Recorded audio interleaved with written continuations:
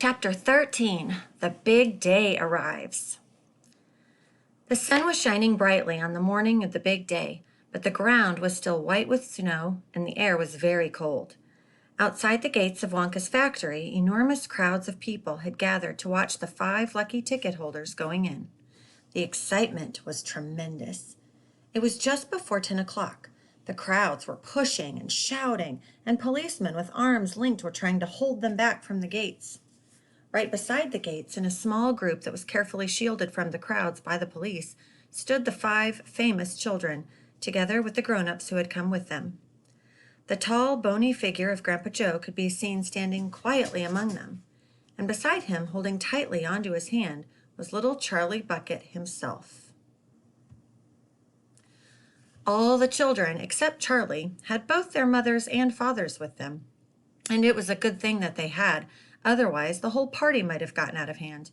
They were so eager to get going that their parents were having to hold them back by force to prevent them from climbing over the gates. "Be patient," cried the fathers. "Be still. It's not time yet. It's not 10 o'clock. Behind him, Charlie Bucket could hear the shouts of the people in the crowd as they pushed and fought to get a glimpse of the famous children. "There's Violet Beauregard," he heard someone shouting. "That's her all right. I can remember her face from the newspapers." "And you know what?" somebody else shouted back. "She's still chewing that dreadful old piece of gum she's had for 3 months. Look at her jaws. They're still working on it." "Who's the big fat boy?" "That's Augustus Gloop." "So it is." "Fantastic." "Who's the kid with a picture of the Lone Ranger stenciled on his wind cheater?"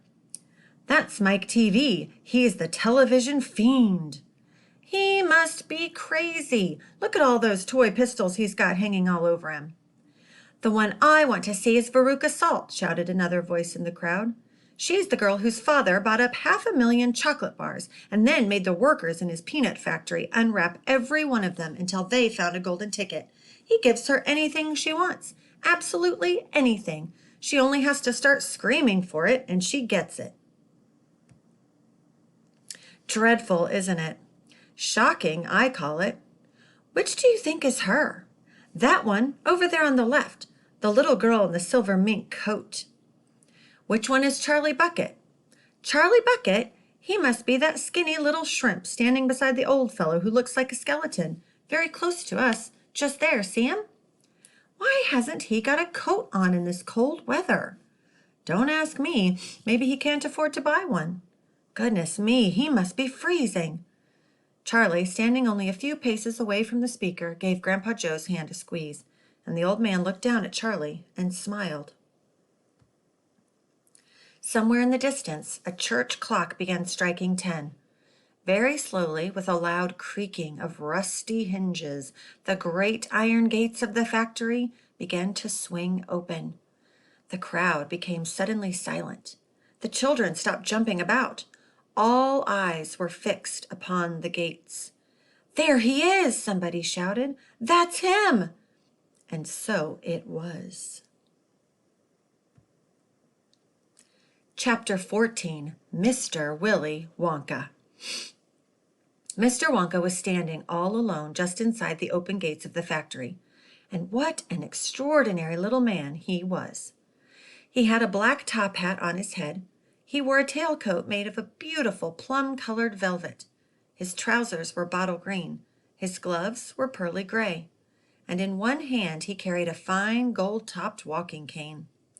Covering his chin there was a small, neat, pointed black beard, a goatee, and his eyes were most marvelously bright.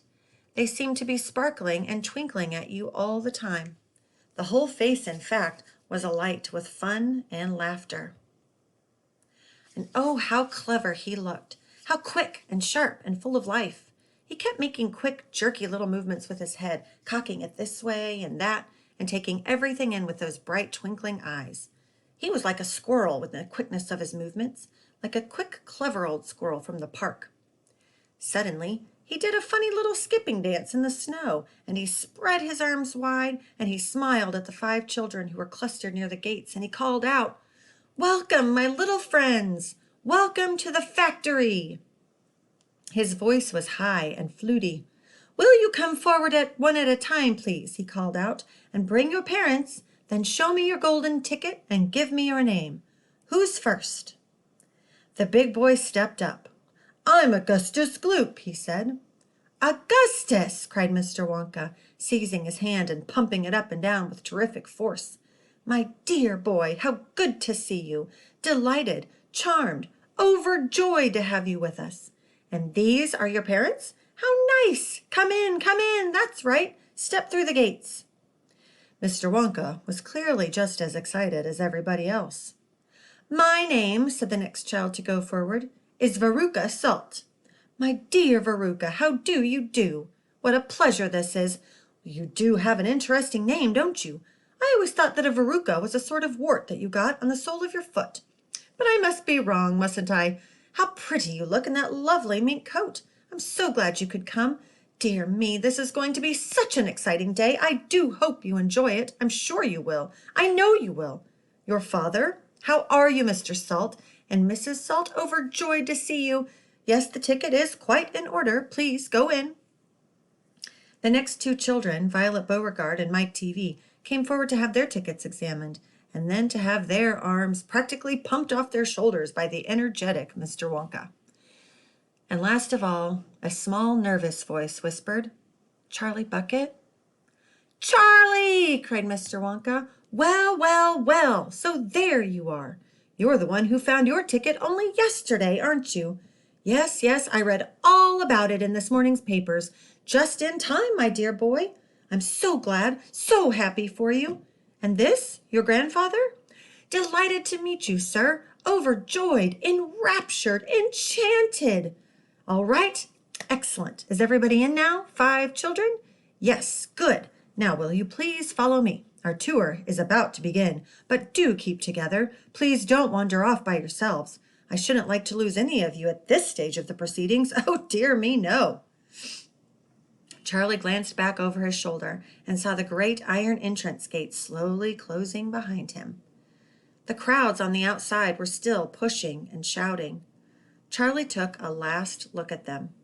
Then, as the gates closed with a clang, all sight of the outside world disappeared.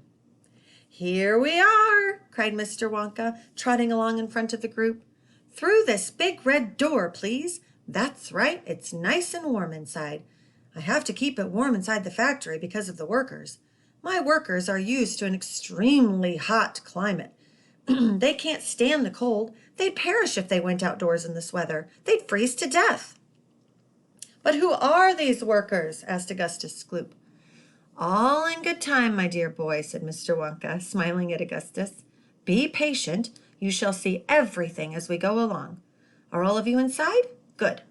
Would you mind closing the door? Thank you. Charlie Bucket found himself standing in a long corridor that stretched away in front of him as far as he could see.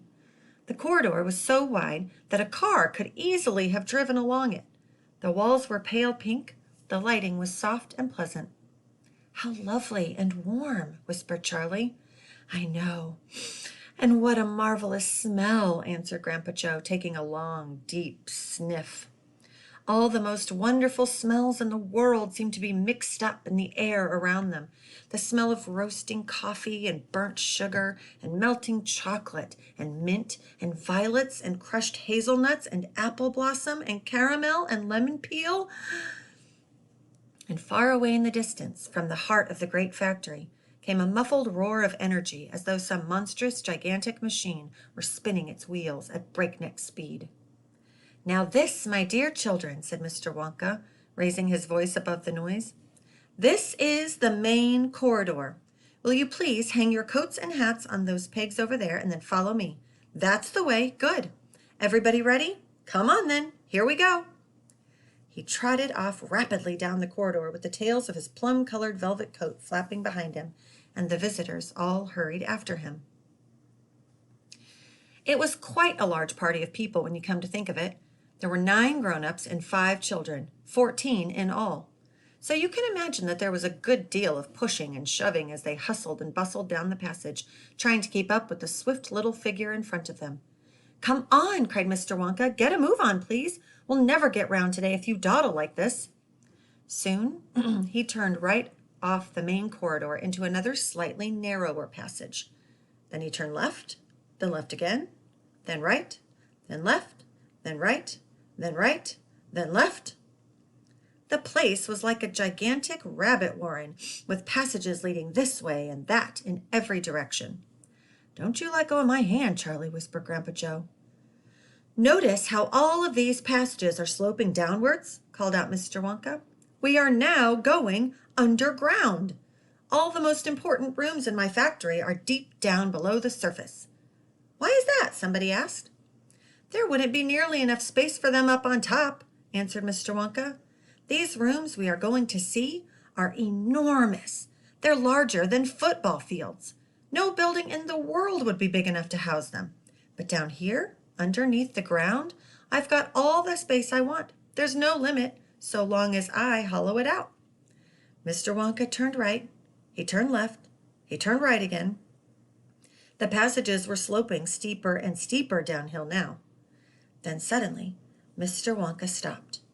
In front of him, there was a shiny metal door. The party crowded around. On the large door, in large letters, it said, "The Chocolate Room."